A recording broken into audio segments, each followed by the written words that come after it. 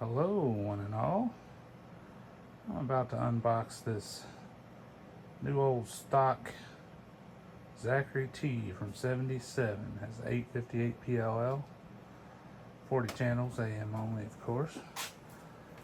Not sure where this was stored before I got it, but I have had it open before, and I think the only thing done to it originally when I got it, I think somebody had clipped it and I put it back.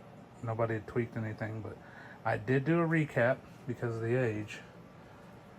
But today I think I'm going to go ahead and run through the Sam's manual, double check the alignment, and we'll see how it turns out. So, you know, these good old base stations here is where it all started here.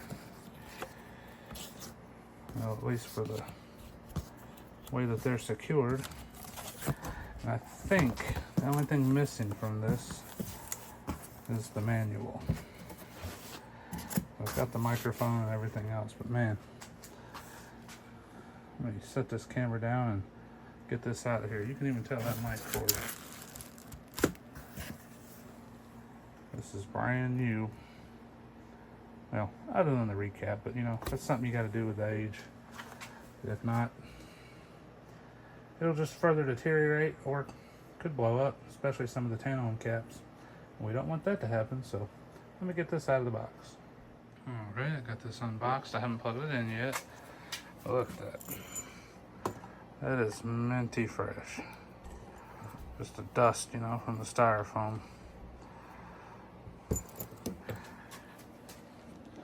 Yes, I did put that on there. I was using it for about a week after I got it recapped. Let me just look at the texture on that. You just don't see them like that anymore. Not very often. Look at the back of that. Still got that rainbow pattern on that zinc coating or whatever they call it.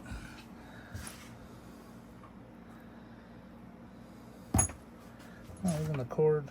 Oh no, I thought it said present. It says something Hua. These are made in Japan. Turn it over, sitting behind it now, but let's see, yes. Made in Japan. I mean, look how minty that is. Minty fresh. No dust, just a little bit of the stuff from the styrofoam, but man, that's a good looking find.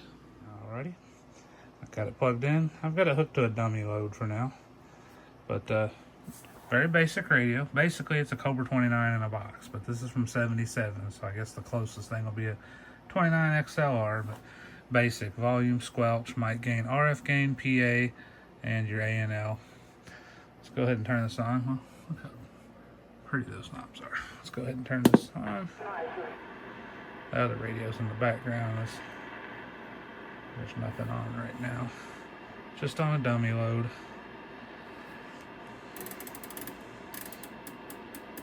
Channel display works perfect. Let's see what it's doing. Audio 1 2. Audio 1 2. Hello.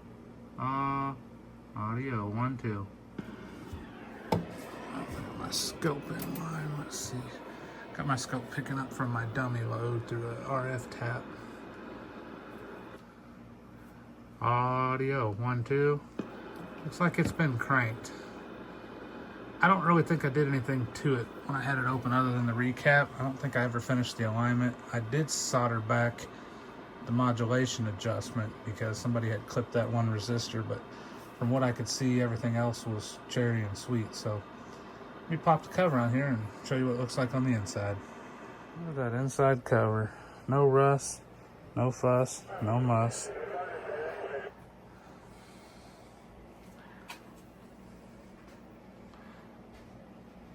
Pretty, I guess that's a zinc coating on the pop metal. I guess that's what you would call that, but it's got like that pretty rainbow look. I don't know if this is 1306, 1307. Does it say 2092? You can see my recap bigger filter caps, all Rubicon and Ichicon caps, but nothing's really been done to this. I'm going to go ahead and run it through its paces real quick and let's see what it does. All right, got it hooked up to the SIN cord. I'm going to do a receive test here. It's already set to go. I'm just going to turn it on.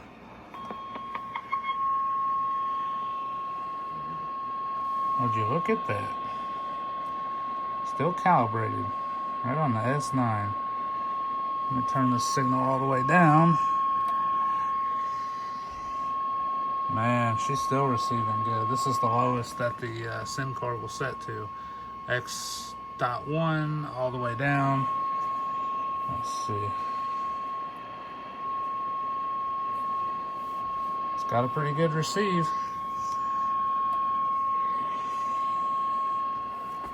Let's see. I'm gonna go ahead and run through a quick alignment here just on the transmitter because I've seen it is a little bit off. We'll see what that says. Well, I'm back after a long little detour there. I was having a problem. Like, here's your wattage. Hello, audio. Doing about 3 swinging, probably 14. Something like that. Anyways, I had to make a change. I had to, this temporary heatsink grease. I was throwing this together, but, yeah. The stock 2092, a really funny thing was happening. When I'd put a signal through or I would talk, like you'd see my signal, and when I talk, there'd be like an oscillation. So if I went, hello, it'd be like, hello. If I whistle, it would, and then I was like poking around, trying to figure out, is there a cap in here backwards, or did I do something wrong? I happen to have my hand touching this heat sink on the power supply. Well, this hand to be exact. And I was keying up, whistled, and I could feel a vibration coming through here. That original final was oscillating somehow back through the circuit. It was making the power supply very hot, vibrating on the, just like an old tube amp would do. But anyway, I think I got it. I'm on a dummy load. It shows 4 watts, but for some reason this MFJ shows 3. Testing 1, 2, 3. Hello, audio. Should be 4 to 16, but that's what MFJ shows. Let me switch back to a dummy load here. Alrighty, back on the dummy load and on the scope here. I'll put a tone into it, but I can whistle a tone.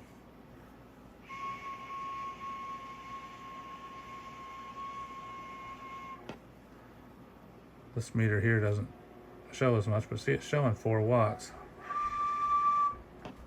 That's not a true peak reading meter, it just kind of guesses, but fine. Put a tone. The spikiness is really just the nature of this old analog scope. If I put it up on this scope, these newer scopes, it doesn't look as smooth as an analog scope, but anyway, transmit's aligned, receive is aligned. Got everything up on the up and up. I got the scale calibrated now to a S9. It was over an S9 before. But pretty sweet little radio. Power supply is a little bit underwhelming because this get real hot real quick. Even though I put a heck of a filter cap as kind of a buffer there to, you know, keep it supplied. But all around, I'm gonna have to test it during the day. It's kind of late at night. Had a lot of stuff going on lately and haven't been able to upload videos like I was planning to, but I'm going to try here in the coming days.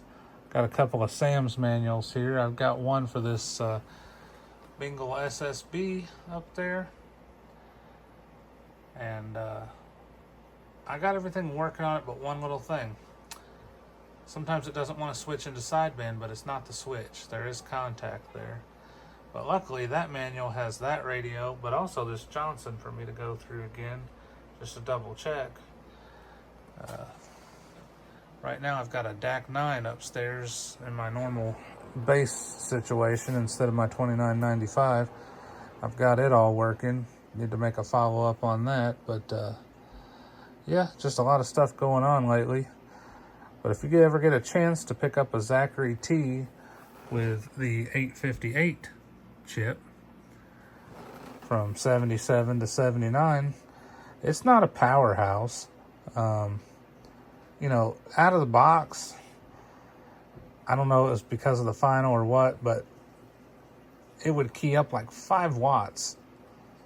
It had never been adjusted. I had just got in there now, but it was keying up like 5 watts, modulating to 8, and you couldn't do nothing better about it. And that's where the original feller had it clipped.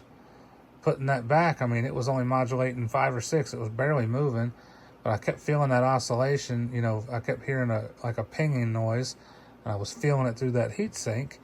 I said, well, I know a 1969 will replace the 2092 pretty easy. I just had to go check all the little, you know, biasing stuff there. I had to follow the schematic, make sure it's within spec, but it's not as easy as an export where you have a mirror board. But anyway, went through and did all that, and now it's doing 15, 16 watts forward from 4 watts carrier. So I mean, it's just where it should be. It'll do a little more, but there's no point to it. You know, it's better to have good, clean modulation. And yeah, there's no need to do a swing mod or anything to these. You know, they sit right at 100% modulation. They just sound good. I guess you might be able to hear it on my monitor radio. Audio 1 2 3. Audio check 1 2 3. Audio check. Very good, very clean, very clear. And the receive on these is excellent. It picks up just as much as a newer radio. Didn't really have to align much. Everything was already peaked pretty well, putting the signal in, lowest signal possible. As you saw before, I could turn this thing all the way down. Still had a S5, still had a very clear signal.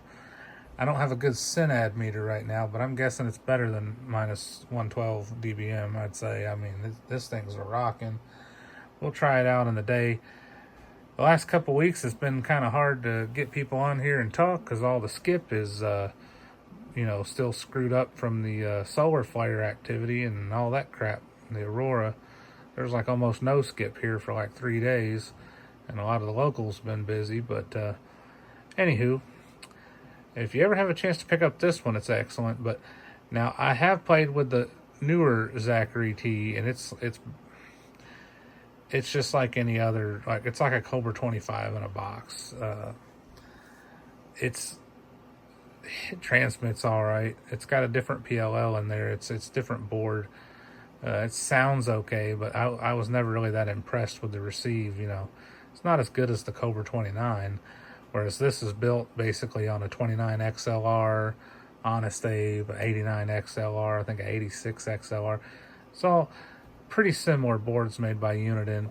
This one here reads PC 198AA, but you know, the Cobra variants have different board markings, but all the adjustments, pretty much all the part lists, everything's the same. So I don't know if I'm going to sell this one. This was part of my collection where I had like all 4 original style Washingtons, President variants, and a Uniden 5-pin variant. And I had a Madison with a flip clock and a Madison with a digital clock. But I ended up, these were all like new old stock stuff, but I ended up having to sell it all to buy this house I'm in, and now I'm just starting back up. I ended up getting all these radios here, and a lot of these bases and stuff I've been fixing on from G.I. Joe's in Berea, Kentucky, because unfortunately the owner passed away, and they still got some stuff unclosed out there, but I bought most of it up. I've got a whole stack of brand new radios over here, and this will probably be going up on the eBay store, but I got two 2547s brand new in the box, seal never broken. And then I've got this 2547. This was a used one, but I put a new faceplate on it. It got damaged in shipping on the corner. But this here's the RCI 29. I don't use it as much as I thought I would. The main reason was I haven't had time to experiment because the clarifier is kind of junky. It only goes up about 1 kc up and down, so you can't even, like, if people are on 27370, you ain't got no chance. If you actually wanted to use it as a 10 meter radio, it's useless. So still got some experimenting to do. Luckily, the board that's in here is also the same that's in these Rangers with the EPT 9900. So I know it's possible. I just haven't had a chance to look into it. This is kind of a ampless radio. The amp blew up, and the amp, every part on there went with it, not just the 2290. So I ended up making this a headless, or I guess a buttless radio. It does 45 watts on its own. I might recase it, just make it like just a rig to play with there. This is the stack I haven't got to work on yet. I did a little bit on this one.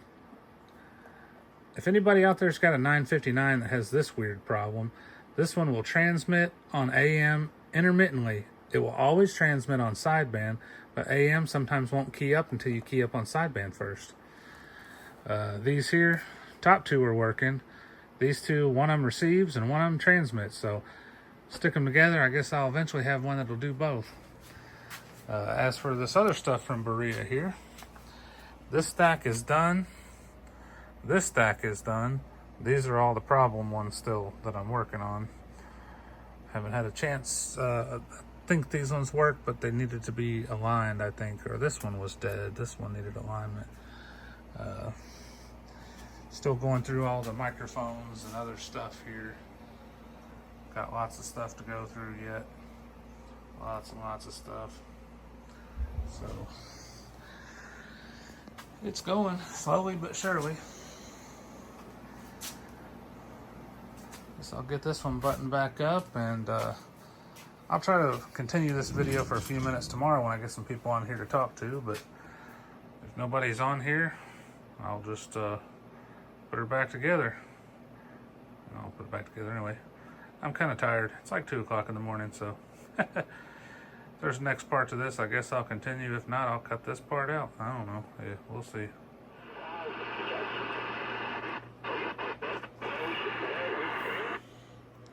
Well, I've got it back together, but none of the locals are on yet.